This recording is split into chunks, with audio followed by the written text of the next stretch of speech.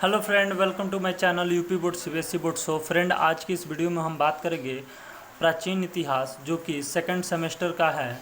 ठीक है, तो चलिए इसमें हम लोग स्टार्ट करते हैं। पहला क्वेश्चन, प्राचीन इतिहास। प्राचीन भारतीय इतिहास के अध्ययन के बौद्ध, जैन तथा पौराणिक स्रोत की व्याख्या करें। ठीक है, तो देखिए इसका आंसर क्या होगा, ध्यान से देखिए। इसका आंसर होगा कि साहित्यिक स्रोत के तहत विभिन्न साहित्यिक ग्रंथों से प्राप्त सामग्री का अध्ययन एवं विश्लेषण किया जाता है। यानी कि देखिए, जो भी साहित्यिक स्रोत होते हैं उसके तहत जो साहित्यिक ग्रंथ से प्राप्त जो भी सामग्री होती हैं उनका अध्ययन एवं विश्लेषण किया जाता है। इसके दो भाग में बांटा गया है, इसको दो भागों में बांटा गया है।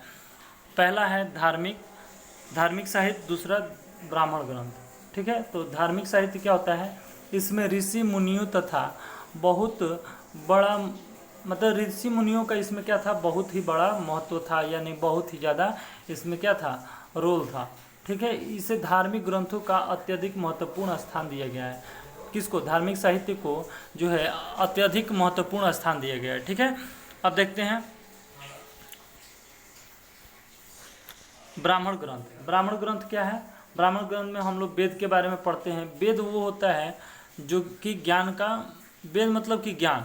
ठीक है, ऐसा मतलब जो भी ज्ञान है, जैसे ऋषियों का ज्ञान है, वो क्या है, वेद में समाया जाता है, समाया होता है। ठीक है, यानी कि वेद के अंदर, मतलब वेद मतलब कि ज्ञान के बारे में बात किया जाता है इसमें। और दूसरा जो है उपनिषद है।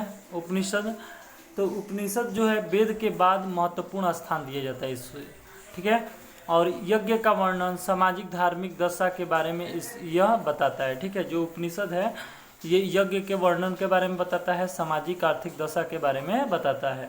महाकाव्य, ये दो महाकाव्य हैं, एक तो रामायण, दूसरा महाभारत, ये आपको पता होगा।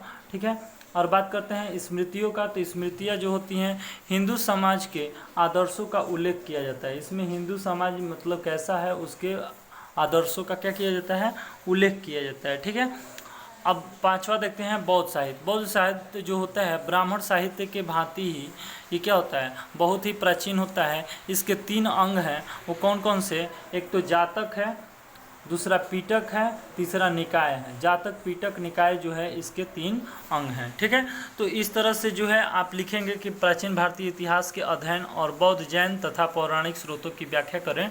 तो अगर ऐसे आएगा प्रश्न तो आप लोग इसको आसानी से लिख लेंगे। इसमें कुछ ज़्यादा नहीं है, आपको साहित्यिक स्रोत के बारे में बताना होता है, प्लस धार्मिक साहित्य और ब्राह्मण ग्रंथ के बारे में बताना होता है। ठीक है, अब बात करते हैं दूसरे क्वेश्चन के बारे में। ठीक है, कि क्या है, प्राचीन भारतीय इतिहास की संरचना में अभिलेख और मुद्रा का वर्णन करें। ठीक है, जो भी प्राचीन भारतीय इतिहास का संरचना हुआ है उसमें जो मुद्रा है, अभिलेख है, इनका वर्णन किस प्रकार से हुआ है उसको देखिए। देखिए अभिलेख जो है, पुरातात्विक स्रोत में अभिलेखों को सबसे महत्वपूर्ण स्थान माना जाता है। ठीक है, कहने का मतलब ये है कि जो अभिलेख मतलब जो लिखा हुआ है उसको हम लोग अभिलेख कहते हैं। कोई भी चीज़ पर लिख दिया गया वो क्या है, अभिलेख है। अब ये नहीं कि पत्थर पर लिखा हुआ चीज़ को शिलालेख कहते हैं। ठीक है, जैसे पत्र हो गया, यानी कि जैसे पीपल का पत्ता पर लिखा जाता था पहले। ठीक है, और भी बहुत सारे पत्तों पर, मतलब पीपल के पत्तों पर ज़्यादातर लिखा जाता था, तो इसलिए उसको अभिलेख कहते थे। ठीक है, कोई पत्र या कोई कागज़ पर लिख दिया गया, वो सभी क्या हैं, अभिलेख हैं।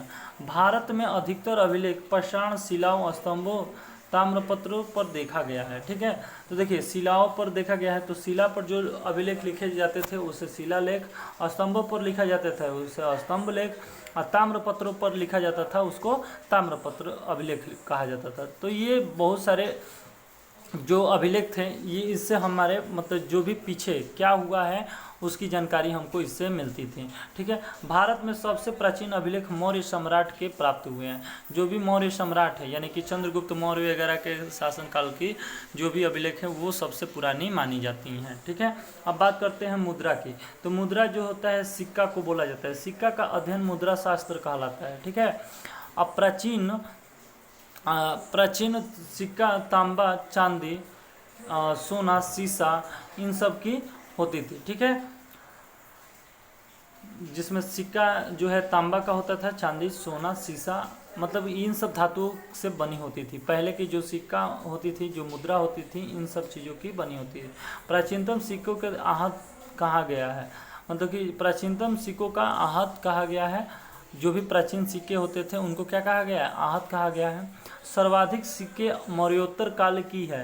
मुद्राओं से हमें प्राचीन भारतीय शासकों के सामाजिक, राजनीतिक और धार्मिक, आर्थिक एवं सांस्कृतिक उपलब्धियों की जानकारी मिलती है। देखिए, हर शासक जो है अपना अपना एक सिक्का चलाया था, जिससे हमको ये पता चलता है कि उसके सामाजिक, मतलब सामाजिक कैसा था, मतलब कि वहाँ का समाज कैसा था, राजनीतिक व्यवस्था कैसी थी, धार्मिक व्यवस्था कैसी थी, आर्थिक व्यवस्था वहाँ की क्या थी, इन सब की जानकारी मुद्रा के माध्यम से हमें पता चल जाता था। ठीक है, अब देखते हैं तीसरा क्वेश्चन। तीसरा क्वेश्चन क्या बोल रहा है, ईसा पूर्व 6ठी शताब्दी में भारत के 16 महाजनपदों का वर्णन करें। देखिए, 16 महाजनपद कौन कौन से हैं उसके बारे में आपको बताना है, वो भी ईसा पूर्व के 6ठी शताब्दी में, जब भारत में 16 महाजनपद थे उनका। ठीक है, देखिए 6ठी शताब्दी ईसा पूर्व में प्राचीन भारतीय इतिहास का एक अत्यंत ही महत्वपूर्ण समय माना जाता है। ठीक है, देखिए जो 6ठी शताब्दी, जो ईसा पूर्व के जन्म से पहले की जो प्राचीन इतिहास है, उसको अत्यंत ही महत्वपूर्ण समय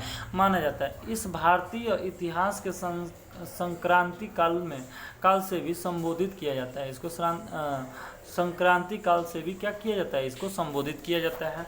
इस समय भारतीय सभ्यता एवं संस्कृति में बहुत परिवर्तन हुए हैं।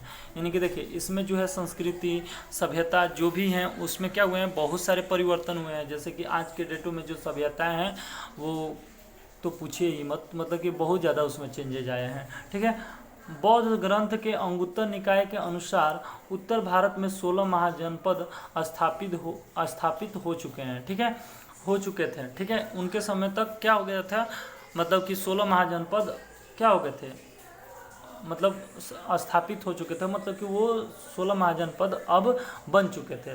जिसमें पहला है कंबोज, दूसरा गंधार, तीसरा मत्स्य, इंद्रप्रस्थ, पांचवा है अवंती, छठवां है अस्मक। देखिए ये अस्मक थोड़ा सा मिट गया है, अस्मक, अस्मक। सातवां है वाराणसी, आठवां वत्स, नौवां छेदी, मथुरा, पंचाल, कौशल, मल, वजीज। ठीक है, मल, वजीज, अंग, मगध, ये सारे मिलाकर कितने हो गए, 16 हो गए। ठीक है, तो ये सबके हम लोग को व्याख्या करना था, हमने व्याख्या कर दिया। अब अगला चौथा क्वेश्चन देखते हैं। इसका क्या बोल रहा है, 6ठी शताब्दी ईसा पूर्व के गणराज्यों पर टिप्पणी लिखिए। तो देखिए इस पर टिप्पणी क्या लिखना है, देखिए 6ठी शताब्दी ईसा पूर्व के समय 16 महाजनपद अतिरिक्त भी कुछ गणराज्य थे। ठीक है, कहने का मतलब कि जो 16 महाजनपद मतलब कि जो हाँ जनपदों का समूह क्या कहलाता है, महाजनपद। जैसे जिला, जनपद जिला को बोलते हैं, जिला बहुत सारे जिला को मिलाकर एक राज्य बनता है, तो वही महाजनपद होता है। ठीक है, तो वो जो है 6ठी शताब्दी ईसा पूर्व में जो 16 महाजनपद थे, उसके अलावा भी कुछ गणराज्य थे। जैसे कपिलवस्तु के शाक्य एक जगह था। ठीक है, इस गणराज्य को बौद्ध साहित्य के प्रमुख स्थान प्राप्त है। महात्मा बुद्ध जैसे महान व्यक्ति का जन्म देने वाला गणराज्य कपिलवस्तु हिमालय की तराई तथा आधुनिक गोरखपुर के पश्चिमी भाग में अवस्थित था।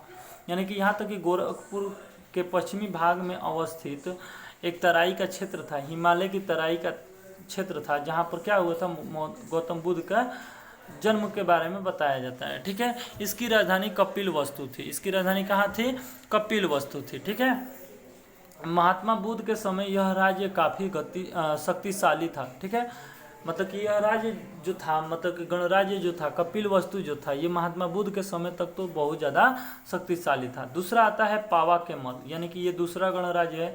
यह मल्ल वंश की शाखा के शासक राज्य करते थे। यहाँ जो मल्ल वंश के जो शासक थे वो क्या करते थे, यहाँ शासन करते थे। ठीक है, तीसरा आता है कुशीनगर में मल। कुशीनगर में जो मल है वो भी एक गणराज्य है। इस गणराज्य का क्षेत्र गोरखपुर के कसिया गांव के निकट प्रदेश तक विस्तृत था। यहाँ भी मल्ल देश के राजा शासन करते थे। यानी कि यहाँ पर भी किसका शासन था, मल्ल राजाओं का शासन था। कहाँ पर, कुशीनगर के मल्ल पर। ठीक है, चौथा है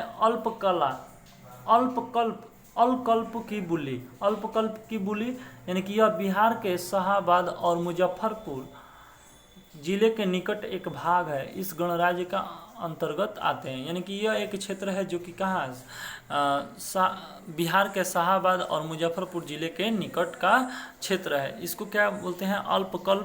अलकल्प की बुल्ली बोलते हैं। ठीक है, ये सब गणराज्य थे। अब लास्टवा क्वेश्चन है 5वां, बोल रहे हैं हर्यक वंश के काल के मगध में उत्कर्ष का विवरण दीजिए। हर्यक वंश का मतलब कि साम्राज्य के बारे में बताना है कि यह कैसा था साम्राज्य। ठीक है, मगध बुद्धकालीन समय के एक शक्तिशाली राजतंत्रों में से एक था।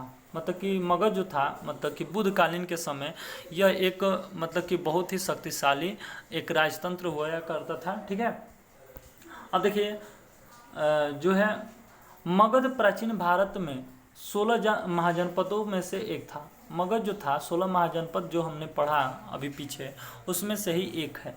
मगध के सबसे प्राचीन वंश के संस्थापक बृहदत्त थे। कौन थे सबसे प्राचीन शासक? बृहदत्त थे।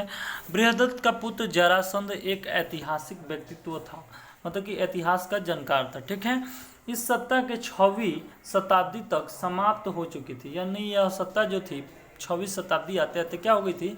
समाप्त हो गई थी। इस समय मगध पर हर्यक वंश का शासन प्रारंभ हो गया था। यानी कि इस समय अब कौन मगध पर शासन कर रहा था? हर्यक वंश वाले लोग। हर्यक वंश का संस्थापक बिंबिसार था। कौन था?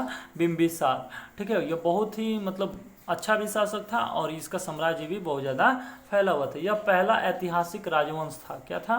पहला ऐतिहासिक राजवंश था। बिंबिसार ने विवाह के माध्यम से अपना साम्राज्य विस्तार किया था। देखिए, विवाह करता था, जैसे मान लीजिए कि किसी रानी का मतलब रानी से ये विवाह कर लेता था, तो रानी का जो भी साम्राज्य था वो इसके नाम हो जाता था। यानी कहने का मतलब कि जो ससुर का धन था वो क्या हो जाता था? इसका होता था। ठीक है, या फिर अगर शादी नहीं करता था, मान लीजिए शादी से इनकार कोई कर देता था, तो वो उनसे मित्रता का हाथ बढ़ाता था। अगर मित्रता नहीं करता था वो भी नहीं, तो उसके बाद ये क्या करता था? युद्ध करता था। यानी कि ये शादी प्लस मित्रता और जो है युद्ध, यानी कि युद्ध के माध्यम, यानी 3 चीज़ों के माध्यम से, एक तो शादी करता था, अगर शादी से नहीं माने तो मित्रता करता था, मित्रता से नहीं माने तो क्या करता था? युद्ध करता था, और इस तरह से अपना साम्राज्य को विस्तार किया था। तो ये सारे क्वेश्चन जो थे बहुत ही इंपॉर्टेंट क्वेश्चन है, जो कि आपके बीए सेकंड सेमेस्टर में पूछे जा सकते हैं। तो आप लोग इसको अच्छे से तैयारी कर लीजिए। अगर वीडियो अच्छी लगी तो वीडियो को लाइक करिए, ज़्यादा से ज़्यादा शेयर करिए। अगर हमारे चैनल पर नए हैं तो चैनल को सब्सक्राइब करिए। Thank you so much. मिलते हैं नेक्स्ट वीडियो इसका सेकेंड पार्ट लेकर। तब तक के लिए धन्यवाद।